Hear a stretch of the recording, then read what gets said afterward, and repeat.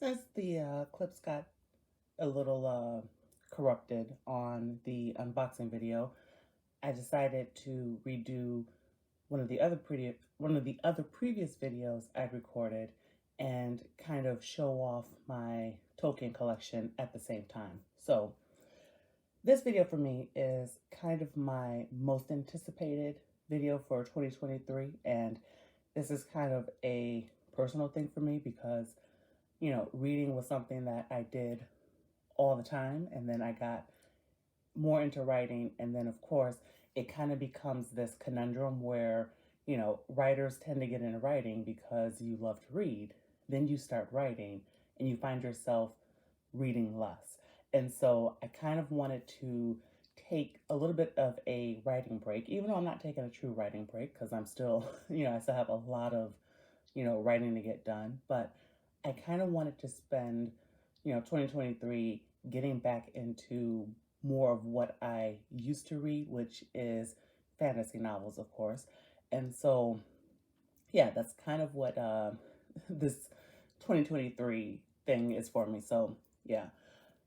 Before I get into what I'm planning to read, I wanted to show off what I didn't get a chance to show off, or yeah, what I didn't get a chance to upload in the previous recording that I'm going to now show off. And that is my Silmarillion book that's illustrated by Tolkien himself. And I love this. Now, this for me is not necessarily going to be a reading book, of course. I just wanted I wanted it I wanted something that had his illustrations in it, and let me find one while I kind of talk to you for a bit.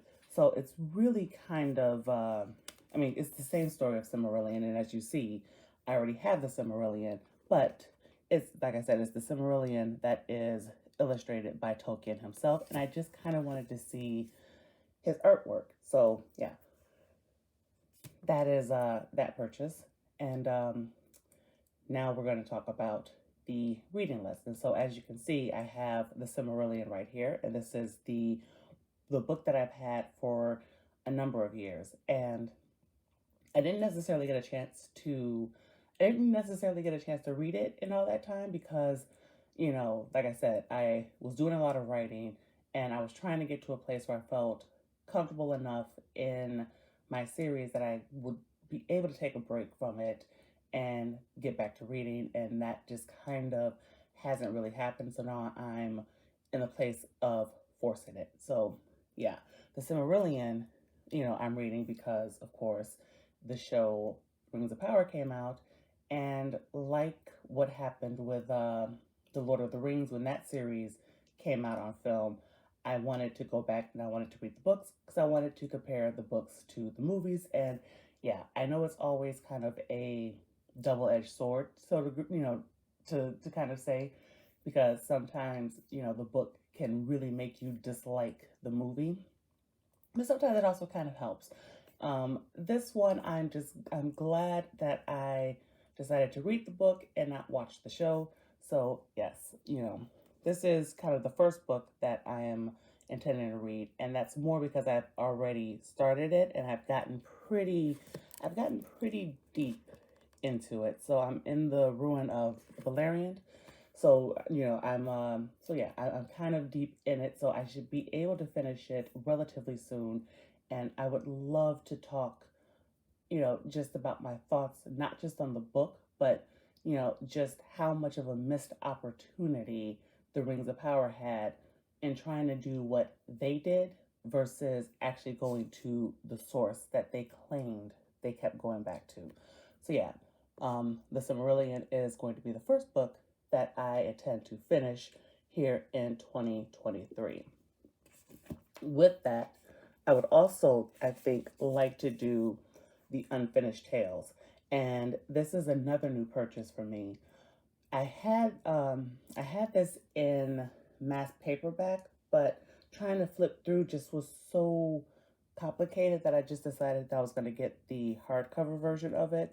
So yeah, and unfortunately, there's a little bit of rip, and I don't know if that was me putting it in my backpack after I bought it, or if I was so excited to get the book that I didn't even notice that it had the bit of a rip, but whatever. So yeah, the Unfinished Tales, and just because that kind of goes with the Silmarillion, in that a lot of what the Rings of Power wanted to do needed information out of those two books, the Unfinished Tales of Numenor and Middle Earth, and the Silmarillion. So yeah, I think when I kind of talk about, because I might I'm thinking about maybe talking more about Rings of Power this year, and not even necessarily from the aspect of someone who has watched the show, but like based on I guess in reading the books and things like that, based more on having the knowledge of what Tolkien's world actually was supposed to look like. And there are other videos and other channels out there that do the what they would have done if they were the ones that were the showrunners and in control of the show. And I kind of like that idea, but unlike that, I don't want to use what they currently have, because I think what they currently have is just trash. And so, yeah, I kind of find that fascinating, and I don't know if I'm necessarily going to do it, but I just find the idea of it intriguing because it's part of the storytelling process, and like with all things that I read, I can't help myself but imagine how I would do it. You know, not necessarily the book writing, but if I were telling the story, what it would look like if I was doing it. So, with that too, because I kind of this year, and I don't really know, like, it may take me a while to get through the Silmarillion and the Unfinished Tales, but if I can get through that, then I was also thinking about going through the other three stories of the Great Histories. And so that's the Children of Hurin, that is Beren and Luthien, and that is the Fall of Gondor. And these are talked about in the Silmarillion and the Unfinished Tale. So these are stories that we kind of get a little bit of a piece to. So I I like the idea of going through those kind of stories as well and seeing how it's put together, because let's be honest, it's going to be as about story based as it's going to be, as an edited kind of material can be, because unfortunately, you know, Tolkien never got around to putting these stories together himself in story format. And his son Christopher did what he could with the editing. And looking at the Silmarillion, yeah, he did a phenomenal job, just from what I could tell in reading the Silmarillion alone. So yeah, I'm intrigued to continue going through sort of the histories of Middle Earth, and kind of like that time before we get to The Hobbit and the Lord of the Rings trilogy. So yeah, so those three are books that I'm considering as well. With that, I am also looking to do The Fall of Numenor. And this book just came out. Did it come out last month or this month? I can't. No, it came out in November. I think it came out in November. I don't even remember. But it's new by a few months. So yeah, The Fall of Numenor. So this one I kind of really would love to read, because you know the Numenor story is such a big part of,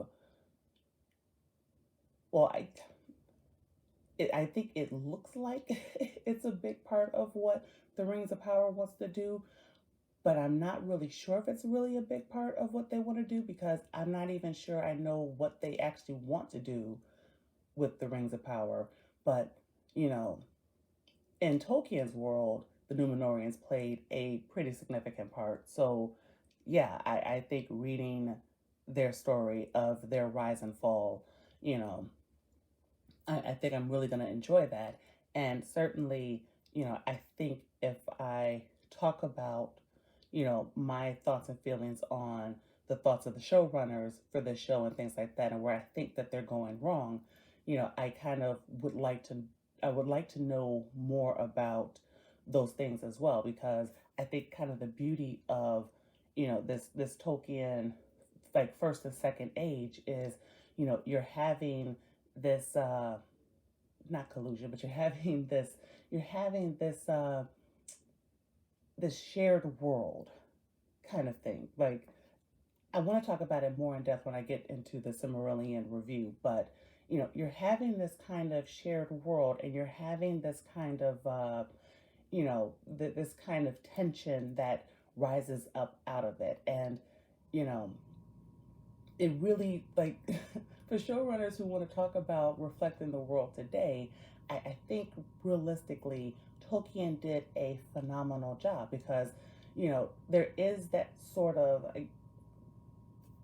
I mean, but I know why they don't want to do Tolkien and his thoughts and feelings, because of course, his tensions really are the intentions between, our nature of wanting to do good, and that good leading us down a path that isn't necessarily good. And so, yeah, that yeah, there's all of that in there, but I don't want to go over it.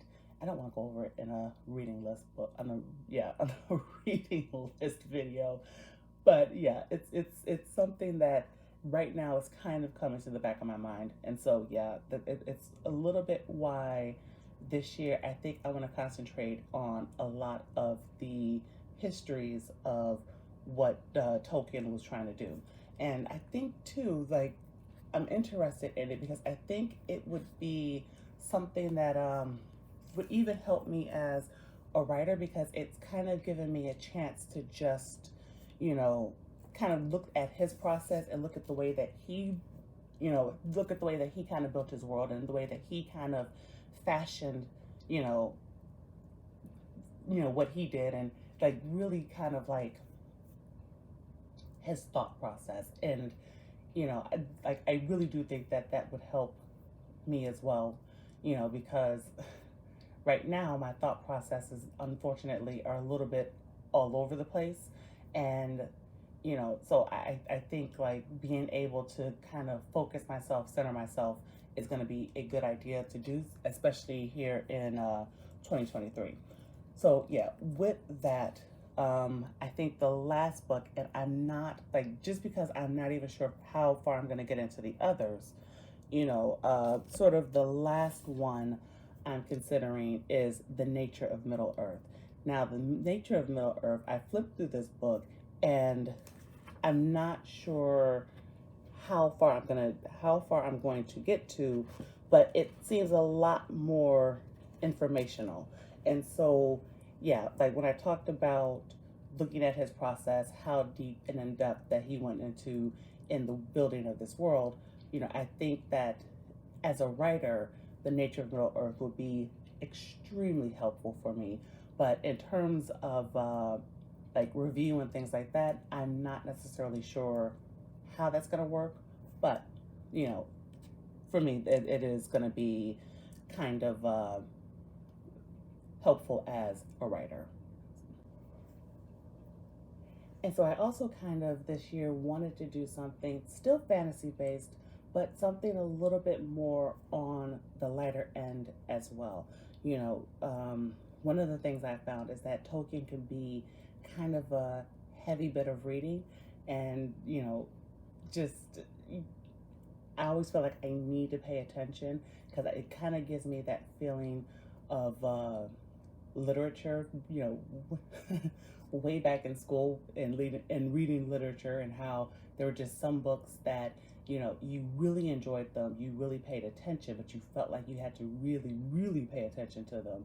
Yeah, Tolkien kind of makes me feel a little bit like that in order to truly understand, I have to kind of slow down and focus all of my attention on it. So yeah, that like I said, it's going to be a project for me this year.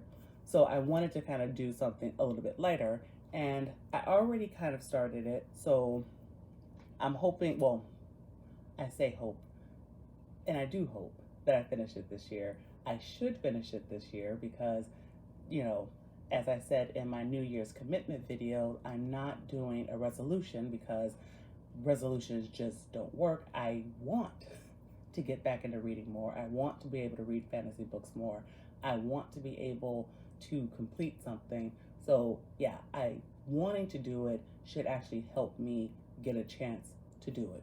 And so yeah, that time I got reincarnated as a slime, number 8.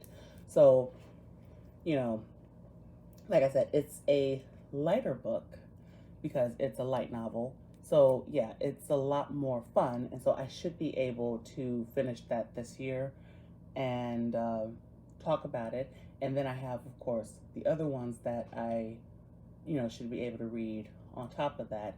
But I also have a light novel series that I'm reading on. I'm reading it on my iPad. Okay.